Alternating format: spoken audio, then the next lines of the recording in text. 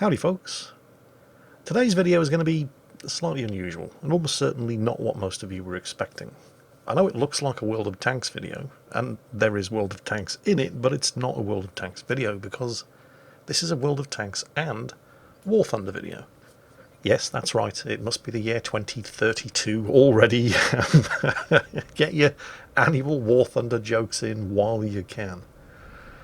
But the reason I'm showing a World of Tanks and a War Thunder battle right after each other in the same video is because they both share a common thread.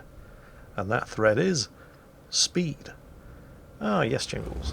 See what you mean. The Batchat 25T. An extremely fast French Tier 10 auto-loading medium tank. Well, yes it is. And yes it is, but that's not the speed that I'm talking about. Well, what are you talking about, Jingles? Stop being cryptic and just spill the beans already. Well, be patient, young Padawan. You will find out what I'm talking about in... Let me just check my watch. Ooh, less than 2 minutes.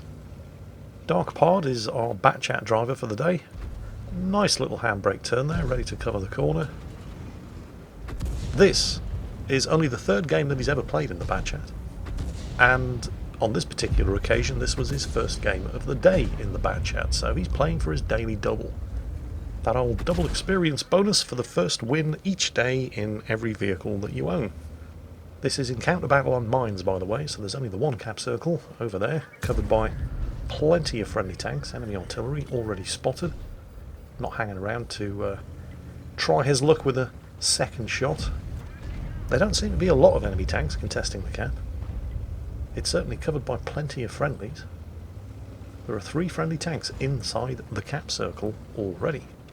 An Object 704, an IS-7 and a T-54. And of the 3 of them, only the IS-7 has been hit. But that was some time ago. And he hasn't been hit since. Because there's nobody on the enemy team doing anything about the fact that there are 3 enemy tanks in the cap circle. Well, they are now, but now's a little too late because there's less than 15 seconds of this match remaining before Dark Pod's team win by capping in 2 minutes here in encounter battle on mines. Dark Pod gets himself a consolation kill, knocking out one of the enemy arty, and that, ladies and gentlemen, boys and girls, is game over. Oh yeah, that's the kind of pulse-pounding, seat-of-the-pants, rip-roaring World of Tanks action that we all come to this channel for. 766 experience for Dark Pod. Doubled, don't forget, for the first win of the day. Makes you wonder why you even bother getting out of bed. Still, you've always got to look on the bright side. At least he made a profit. He didn't lose money on the game, which is unusual in Tier 10 battles. Maybe that's it. Maybe we've stumbled upon a way to make World of Tanks profitable at Tier 10. Just get the battle over and done with as quickly as possible so you don't bankrupt yourself with your ammunition costs. Yeah, maybe not. Anyway, moving on swiftly. War Thunder. Now, I do like me a good, long War Thunder realistic battle. Gives me plenty of time to just go on and on and on and on about the history of the aircraft, and you lot seem to love it. Unfortunately, you're not going to be getting any of that in today's War Thunder section of this video, and because there just isn't time. Well, we can talk a little bit about this thing, I suppose. There is some time to fill in, because unusually for a War Thunder replay, at least at the beginning, for the first 2 minutes or so, there's not an awful lot to look at, because Decentrix here has his Vautour, I don't know, it's French for vulture, in the clouds. People seem to hate this thing, and they try to knock it out of the sky with missiles at every available opportunity, so he's going wide, and he's staying in the clouds. This thing is a very, very good fast attack bomber. Or at least it is in War Thunder, which is kind of amusing, because in real life it was a bit of a failure. I mean, as an aircraft it was perfectly fine. Apparently it was very pleasant to fly, and it was certainly quick, but as a bomber, not so much. And the reasons for that were because of the electronics, or lack of them. It didn't have a radar. More worryingly, bearing in mind that this aircraft formed part of France's nuclear deterrent, and would typically be carrying extremely large doses of instant sunshine, The navigational facilities were also a little basic, pretty much consisting of a map on the pilot's knee that he would mark on with a chinograph. So the potential for dropping your nuke on the wrong target because you got lost was not insignificant.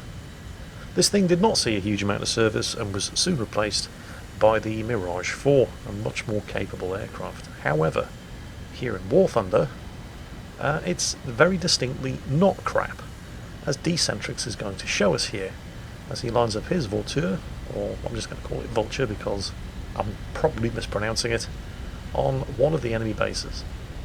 External stores away, and yeah, this thing carries a lot of weapons, and also has 4 30mm cannon in the nose. Yep, same as the Hawker Hunter. Scratch one enemy aircraft. Roll it level, opens the bomb bay doors, internal bomb load away, second enemy base knocked out.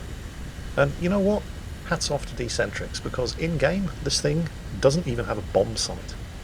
So that's 2 bases and 1 enemy aircraft knocked out, and the match is barely 3 minutes old. Normally when you're flying one of these things you don't get to be this lucky, because any CL-13s and MiG-17s tend to go after you like they're out for revenge, because they're the only 2 aircraft in War Thunder that are actually fast enough to catch this thing when it's bombing along at full speed. I mean, he's doing almost 1100 kilometers per hour. However, while it's not as fast as a MiG-17 or a CL-13, it is the fastest climbing, diving and accelerating aircraft in the game. And he's just knocked out an F-100 Super Sabre with his quad 30mm cannons. So if you do find that you're in one of these things and you are being pursued by a MiG-17 or a CL-13, then basically your only real option under normal circumstances is to try to dive away from them or outclimb them and hope they've run out of missiles. That obviously didn't happen in this particular match. In fact, right now there's only 1 enemy aircraft left, an F-86A5. He's outnumbered 9-1, he's already been hit, and yep, he's down 2. To be completely fair, his chances of pulling off some kind of epic carry were, yeah, not so good. And now it's just a question of waiting for the enemy team's tickets to wind down, because there's nothing left on the enemy team. At least 2 of the enemy team managed to kill themselves by crashing, and of the entire enemy team they only managed to get 2 kills between them. I'm not quite sure what happened to the third dead player on Decentrix team. I think he must have bailed out when it looked like he was in danger of getting shot down. I have no other explanation, but that is quite possibly, in fact that is certainly the fastest War Thunder realistic battle I have ever seen. 5 minutes, start to finish, entire enemy team utterly and comprehensively ruffle-stumped. So thanks to 2 enemy teams being just embarrassingly bad, one in World of Tanks, one in War Thunder, we're in extreme danger of having a very, very short video today. Luckily, I have this Infidel Tomato back in World of Tanks in the Achilles, the British Tier 6 tank destroyer with a 17-pounder gun, in a standard battle on Abbey. This is something that didn't really warrant its own video, and I was really struggling to think of where I could use it. And it turns out it's excellent filler material to round out today's video, because this isn't really about Infidel Tomato. It's about Bert the Avenger, the FB304 on his team. But we're not going to see what Bert gets up to until towards the end of this match. Now, I'm going to spare Infidel Tomato some embarrassment here, because he freely acknowledges that this was not his greatest moment in World of Tanks. I mean, it was far from being his worst, but he only does 636 damage, and while he's far from being the worst player on his team in this particular battle, and he's not even close to being the first tank on his team to get knocked out, it's not really about him. It's about the teammates that survive him. So, now we're all caught up, but like I said, he didn't send this replay in to say, hey, everybody check me out, I'm amazing. Let's see what happened after he died. Over on the western flank we have an AMD 178B and a very badly damaged Cromwell going after a KV-85 and a VK-2801. They do manage to take care of the KV-85, but both of these tanks are now one-shot kills, and the VK is not. The Cromwell, probably very wisely, realising that he's likely to be the recipient of the next shot from the VK2801, goes elsewhere. Meanwhile, at the back of the map, and I mean really at the back of the map, if he was any further south he'd be on Ruinberg, we have a Hellcat. I have no idea what this Hellcat is doing. I'm not entirely sure this Hellcat knows what he's doing either. He has at least started moving. I think he's heading over to cover the eastern road, which is wide open, although he is a little late because the last friendly tank was obliterated on that road around about 2 minutes ago. Still, better late than never. Actually, you know what, it's easy to poke fun at somebody in a World of Tanks video on YouTube, but to be completely fair to this Hellcat player, he's probably a better than average player. I mean, okay, he took his time moving over here, but he's proving that he knows how to look at his minimap and react accordingly, even if he's a little slow getting here. And he's put himself into a perfect position to be able to ambush anything coming down that road from the north, which is probably going to be an AT-8. So well done to him. Because, well, between you and me, it's very easy to make somebody look stupid on YouTube with careful editing. And the Hellcat doesn't really do anything wrong. I mean, he's a little slow, he's taken his time shooting at this AT-8, but the range is not great, and it is an AT-8, so he's aiming for a weak spot. And he gets really unlucky with that shot and doesn't kill him outright. He moves back into cover, aware that he's obviously been spotted, and he waits. He's waiting for the AT-8 to go undetected, because that means he will also have gone undetected, and it's really just unlucky that artillery was pre-aimed at that bush. Pops out again, takes a hit, but he does kill the AT-8, and having learnt his lesson from the first time artillery took a shot at the bush, he backs up. I mean, there's no reason for him to be there any longer, the AT-8 has been taken care of, and he gets the hell out of there, and sure enough, artillery does lob another shot into the bush that he's just vacated. So, you know, this guy's already probably a better than average player. But we're not here to talk about the Hellcat. When Infidel Tomato sent this replay in, he said pay careful attention to Dirty Bertie from number 30. Oh yeah. The FV304, Bert the Avenger, just doing Bert things. It's not often you see artillery on this side of the map, unless it's enemy artillery. But this is the sort of thing that Bert specialises in, and to a lesser degree the M44, which is kind of like a poor man's version of Bert the Avenger. But screw the M44, there can be only one Bert. Bert has been spotted by a medium tank. Now, lesser artillery would just sit there and die, but Bert is made of sterner stuff. He shotguns the Leo, watches him burn to death, and then drives away, giggling like a schoolgirl.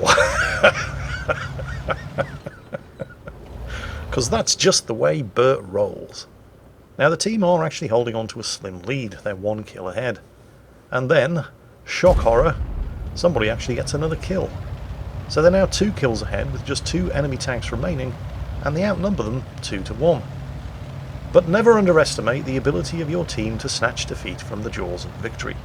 You'd think this was an idiot-proof victory for the team, but every time somebody makes a claim like that, the internet always seems to come up with a new and improved idiot. Bertie sneaks over the line, starts capping. Smart move. I mean, yeah, it's telling the enemy team where at least one of their tanks is, but it's forcing them to come over here and do something about it. And to be completely fair to the surviving 2 tanks on the team, neither of them have a huge amount of health. And in circumstances like this, whoever blinks first is usually the one who dies. I mean, the T-34-2G fake tank over there on 1% health, advancing up an open road when he knows there was a Hummel last spotted at the other end of it. And there's no cover? Yeah, braver man than I am. Bertie takes a shot at the Hummel. Unfortunately, didn't appear to hit. Still, Bertie is fast accumulating capture points. Dirty Bertie's not the only tank surviving left on the team. What's the Flat Panzer up to? Oh, he's found himself a VK2801 to play with, which is great news for Dirty Bertie here, because that means he knows he has the Hummel all to himself. Took a shot at the Hummel, spotted him approaching the base.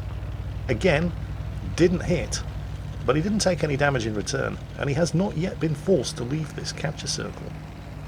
Which means the pressure is all on the Hummel. The Hummel must now either kill him or just hit him and reset the cap, and he's only got 20 seconds to do it. Tell me, who aims faster, Bert or the Hummel? Yeah, it's not the Hummel. And in fact, the only reason that Bert didn't get 100 capture points out of this match was because the Jagdpanzer also took out the VK2801 down at the other end of the map. But jolly well done to Bert the Avenger, and jolly well done to Infidel Tomato in the Achilles too for even sending it in the first place, despite the fact that it certainly wasn't the best game he's ever played. But if he hadn't, we wouldn't have seen Bert just doing Bert things in the way that only Bert knows best. So tea and medals for both of them. Well done. And that brings us to the conclusion of today's video. I hope you've enjoyed it, and as always, take care, and I'll catch you next time.